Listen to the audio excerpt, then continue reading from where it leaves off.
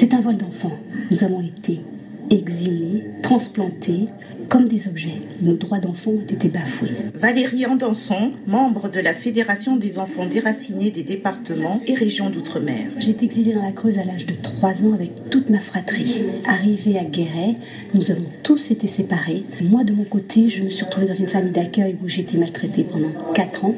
Après, j'ai été adoptée dans une famille où j'ai été aimée, j'ai eu une belle éducation, mais j'ai quand même vécu dans le mensonge pendant des années. Dans cette histoire, il y a beaucoup de zones d'ombre. Il faut savoir quand même que c'est une affaire d'État, donc il est grand temps que l'on apprenne la vérité sur cet exil. Au total, 2150 enfants ont été arrachés à leur île et à leur famille. En 2014, l'Assemblée nationale a reconnu la responsabilité morale de l'État français dans la migration forcée de ces enfants réunionnais. Pour Valérie Andanson, comme pour les autres victimes, il faut faire la lumière sur cette histoire encore méconnue. Philippe Vital, sociologue, préside la commission. Expliquer, ce n'est pas excuser. L'histoire de la démographie de la Réunion, elle commence dès la départementalisation.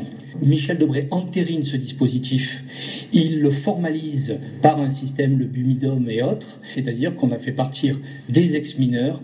Alors, toute la complexité du phénomène, c'est comment on a glissé de certains statuts, comment certains qui étaient recueillis temporairement se sont retrouvés pupilles. Je ne peux pas vous donner de conclusion, mais on est en train d'y travailler très sérieusement. C'est le cas de Sylvie Arcos. Sa mère n'a jamais signé d'acte d'abandon. Placée à la pouponnière de Saint-Denis, elle a débarqué du haut de ses 3 ans et demi avec son frère âgé de 5 ans en métropole.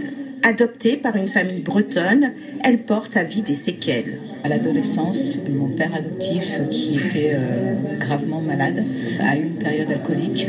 À l'âge de 14 ans, il a dérapé. J'ai subi des attouchements sexuels de sa part.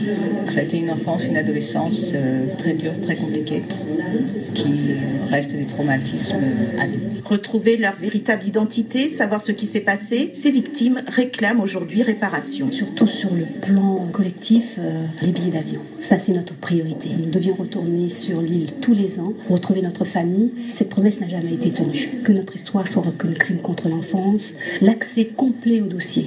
Car aujourd'hui, il y a des pièces qui manquent. Moi, j'estime qu'on n'a pas à nous cacher la vérité. La commission d'information et de recherche historique rendra ses conclusions dans un an, en février 2018.